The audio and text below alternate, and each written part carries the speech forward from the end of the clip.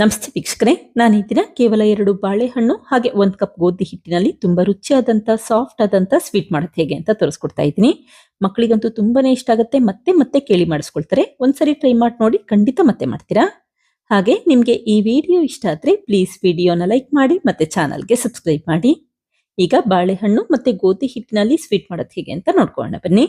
ಮೊದಲಿಗೆ ನಾನಿಲ್ಲಿ 2 ಪಚ್ಚ ಬಾಳೆಹಣ್ಣನ್ನ ತೆಗೆದಿಟ್ಕೊಂಡಿದ್ದೀನಿ. ತುಂಬಾ ದಪ್ಪನಾಗಿರುವಂತ ಪಚ್ಚ ಬಾಳೆಹಣ್ಣಲ್ಲ, ಸ್ವಲ್ಪ ಸಣ್ಣದಾಗಿರುವಂತ ಬಾಳೆಹಣ್ಣಾದ್ರಿಂದ 2 ಉಪಯೋಗಿಸ್ಕೊಂಡಿದ್ದೀನಿ. ನೀವೇನಾದ್ರೂ ತುಂಬಾ ದಪ್ಪ ಆಗಿರುವಂತ ಬಾಳೆಹಣ್ಣಾದ್ರೆ 1.5 ಉಪಯೋಗಿಸಿದ್ರೆ ಸಾಕು.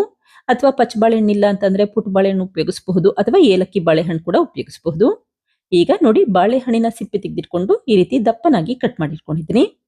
ನಂತರ ಮಿಕ್ಸಿ ಜಾರ್ಗೆ ಅರ್ಧ ಕಪ್ ಅಷ್ಟು ಸಕ್ಕರೆ ಹಾಕಿದ್ರೆ 1/4 ಟೀ ಸ್ಪೂನ್ ಅಷ್ಟು ಏಲಕ್ಕಿ ಬೀಜ ಹಾಕೊಂಡಿದ್ದೀನಿ. ಹಾಗೆ ನಾನಿಲ್ಲಿ ಆರ್ಗ್ಯಾನಿಕ್ ಸಕ್ಕರೆ ಉಪಯೋಗಿಸಿರೋದ್ರಿಂದ ಈ ಬಣ್ಣ ಇದೆ. ನೀವು ಬಿಳಿ ಬಣ್ಣದ ಸಕ್ಕರೆ ಕೂಡ ಉಪಯೋಗಿಸಬಹುದು. ಈಗ ನೋಡಿ, ಸಕ್ಕರೆ ನುಣ್ಣಗಾಗಬೇಕು ಅಲ್ಲಿವರೆಗೂ ರುಬ್ಬಿಟ್ಕೊಂಡಿದ್ದೀನಿ. ನಂತರ ಕಟ್ ಮಾಡಿರುವಂತ ಬಾಳೆಹಣ್ಣಿನ ಪೀಸಸ್ಗಳನ್ನ ಹಾಕಿದ್ರೆ 1/4 ಕಪ್ ಅಷ್ಟು ಮೊಸರು ಹಾಕೊಳ್ತಾ ಇದ್ದೀನಿ. ಈಗ ಲಿಡ್ ಕ್ಲೋಸ್ ಮಾಡಿ ಇನ್ನೊಂದ್ಸರಿ ರುಬ್ಬಿಟ್ಕೊಳ್ಳಿ. ನೋಡಿ, ಬಾಳೆಹಣ್ಣು ನುಣ್ಣಗಾಗಬೇಕು ಅಲ್ಲಿವರೆಗೂ ರುಬ್ಬಿಟ್ಕೊಂಡ್ರೆ ಸಾಕು. ಈಗ ಈ ರುಬ್ಬಿರುವಂತ ಮಿಶ್ರಣನ ಒಂದು ಬೌಲ್ಗೆ ಎತ್ತಿಟ್ಕೊಳ್ತಾ ಇದ್ದೀನಿ. ನಂತರ 1 ಕಪ್ ಅಷ್ಟು ಗೋಧಿ ಹಿಟ್ಟು ಹಾಕೊಳ್ತಾ ಇದ್ದೀನಿ. 2 ಬಾಳೆಹಣ್ಣಿಗೆ 1 ಕಪ್ ಅಷ್ಟು ಗೋಧಿ ಹಿಟ್ಟು ಉಪಯೋಗಿಸ್ಕೊಳ್ಳಿ. ಹಾಗೆ 3 ಟೇಬಲ್ ಸ್ಪೂನ್ ಅಷ್ಟು ಮೈದಾ ಹಿಟ್ಟು ಹಾಕೊಳ್ತಾ ಇದ್ದೀನಿ. ಈಗ ಒಂದ್ಸರಿ ನಿಧಾನಕ್ಕೆ ಮಿಕ್ಸ್ ಮಾಡ್ಕೊಳ್ತಾ ಬನ್ನಿ. ಜಾಸ್ತಿ ಮೈದಾ ಹಿಟ್ಟನ್ನ ಹಾಕ್ಲಿಕ್ಕೆ ಹೋಗಬೇಡಿ. 2ರಿಂದ 3 ಟೇಬಲ್ ಸ್ಪೂನ್ ಅಷ್ಟೇ ಮೈದಾ ಹಿಟ್ಟನ್ನ ಉಪಯೋಗಿಸ್ಕೊಳ್ಳಿ. ಈಗ ನೋಡಿ, ಚೆನ್ನಾಗಿ ಮಿಕ್ಸ್ ಮಾಡ್ಕೊಳ್ತಾ ಇದ್ದೀನಿ. ಈ ಮಿಶ್ರಣದಲ್ಲಿ ಗಂಟುಗಳಿರಬಾರ್ದು, ಅಲ್ಲಿವರೆಗೂ ನೀಟಾಗಿ ಮಿಕ್ಸ್ ಮಾಡಿಟ್ಕೊಳ್ಳಿ. ನಂತರ 5 ಟೇಬಲ್ ಸ್ಪೂನ್ ಅಷ್ಟು ಕರಗಿಸಿರುವಂತ ತುಪ್ಪ ಹಾಕೊಳ್ತಾ ಇದ್ದೀನಿ. ನೀವಿಲ್ಲಿ ತುಪ್ಪ ಬೇಡ ಅಂತಂದ್ರೆ ಎಣ್ಣೆ ಕೂಡ ಉಪಯೋಗಿಸಬಹುದು. ಸೂರ್ಯಕಾಂತಿ ಎಣ್ಣೆ ಅಥವಾ ಅಡುಗೆಗೆ ಯಾವ ಎಣ್ಣೆ ಉಪಯೋಗಿಸ್ತೀರಾ ಆ ಎಣ್ಣೆನೇ ಉಪಯೋಗಿಸಬಹುದು. ತುಪ್ಪ ಹಾಕಿರೋದ್ರಿಂದ ಈ ಸ್ವೀಟ್ ಇನ್ನೂ ರುಚಿಯಾಗಿ ಬರುತ್ತೆ ಅಂತಷ್ಟೇ ಉಪಯೋಗಿಸ್ಕೊಂಡಿದ್ದೀನಿ. ಬೇಕಿದ್ರೆ ಉಪಯೋಗಿಸಿ, ಬೇಡ ಅಂತಂದ್ರೆ ಎಣ್ಣೆ ಉಪಯೋಗಿಸ್ಕೊಳ್ಳಿ ಇಷ್ಟೇ. ಈಗ ನೋಡಿ, ಚೆನ್ನಾಗಿ ಮಿಕ್ಸ್ ಮಾಡಿ ಇಟ್ಕೊಂಡಿದ್ದೀನಿ. ನಂತರ 3 ಟೇಬಲ್ ಸ್ಪೂನ್ ಅಷ್ಟು ಬಿಸಿ ಮಾಡಿ ತಣ್ಣಗಿರುವಂತ ಹಾಲನ್ನ ಹಾಕೊಳ್ತಾ ಇದ್ದೀನಿ. ಹಾಲು ಹಾಕ್ಬೇಕಾದ್ರೆ ಒಟ್ಟಿಗೆ ಹಾಕ್ಲಿಕ್ಕೆ ಹೋಗಬೇಡಿ, ಈ ಬ್ಯಾಟರ್ ತೆಳುವಾಗೋ ಚಾನ್ಸಸ್ ಇರುತ್ತೆ. ಸ್ವಲ್ಪ ಸ್ವಲ್ಪನೇ ಹಾಲನ್ನ ಹಾಕಿ ನಿಧಾನಕ್ಕೆ ಮಿಕ್ಸ್ ಮಾಡ್ಕೊಳ್ತಾ ಬನ್ನಿ. ಈಗ ಮತ್ತೆ 1 ಟೇಬಲ್ ಸ್ಪೂನ್ ಅಷ್ಟು ಹಾಲನ್ನ ಹಾಕಿ ಮಿಕ್ಸ್ ಮಾಡ್ಕೊಳ್ತಾ ಇದ್ದೀನಿ. ತುಂಬಾ ತೆಳುವಾಗಿ ಮಾಡ್ಲಿಕ್ಕೆ ಹೋಗಬೇಡಿ, ಅಥವಾ ತುಂಬಾ ಗಟ್ಟಿಯಾಗೂ ಇರೋದು ಬೇಡ.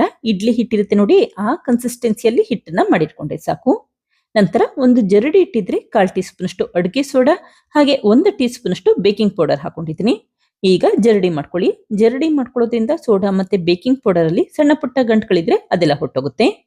ನಂತರ 1 ಟೇಬಲ್ ಸ್ಪೂನ್ ಅಷ್ಟು ಬಿಸಿ ಮಾಡಿ ತಣ್ಣಗಿರುವಂತ ಹಾಲನ್ನ ಹಾಕೊಳ್ತಾ ಇದ್ದೀನಿ. ಈಗ ಮತ್ತೆ ಮಿಕ್ಸ್ ಮಾಡ್ಕೊಳ್ತಾ ಬನ್ನಿ. ಮಿಕ್ಸ್ ಮಾಡ್ಬೇಕಾದ್ರೆ ತುಂಬಾ ಸಮಯ ಮಿಕ್ಸ್ ಮಾಡ್ಲಿಕ್ಕೆ ಹೋಗ್ಬೇಡಿ. ಈ ರೀತಿ ಒಂದ್ಸರಿ ನೀಟಾಗಿ ಮಿಕ್ಸ್ ಮಾಡಿಟ್ಕೊಂಡ್ರೆ ಸಾಕು. ಈಗ ನೋಡಿ, ಚೆನ್ನಾಗಿ ಮಿಕ್ಸ್ ಮಾಡಿ ಇಟ್ಕೊಂಡಿದ್ದೀನಿ. ಈ ಕನ್ಸಿಸ್ಟೆನ್ಸಿಯಲ್ಲಿ ಬ್ಯಾಟರ್ನ ರೆಡಿ ಮಾಡಿಟ್ಕೊಳ್ಳಿ.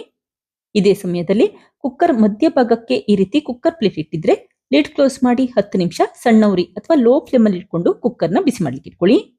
ಈಗ ಒಂದು ಕೇಕ್ ಟಿನ್ಗೆ ಸ್ವಲ್ಪ ಎಣ್ಣೆ ಹಾಕಿ ನೀಟಾಗಿ ಸ್ಪ್ರೆಡ್ ಮಾಡ್ಕೊಳ್ತಾ ಇದ್ದೀನಿ.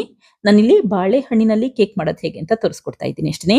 ನಂತರ ಬೇಕಿಂಗ್ ಪೇಪರ್ ಹಾಕಿದ್ರೆ ಈ ಬೇಕಿಂಗ್ ಪೇಪರ್ ಮೇಲೂ ಕೂಡ ಸ್ವಲ್ಪ ಎಣ್ಣೆ ಅಥವಾ ತುಪ್ಪ ಹಾಕಿ ಸ್ಪ್ರೆಡ್ ಮಾಡಿಟ್ಕೊಳ್ಳಿ. ಈ ರೀತಿ ಬೇಕಿಂಗ್ ಪೇಪರ್ ಇಲ್ಲ ಅಂದ್ರೆ ತೊಂದರೆ ಇಲ್ಲ.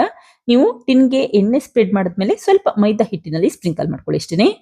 ಈಗ ಮಾಡಿಟ್ಟಂತ ಈ ಕೇಕ್ ಬ್ಯಾಟರ್ನ ಟಿನ್ಗೆ ಹಾಕೊಂಡಿದ್ದೀನಿ.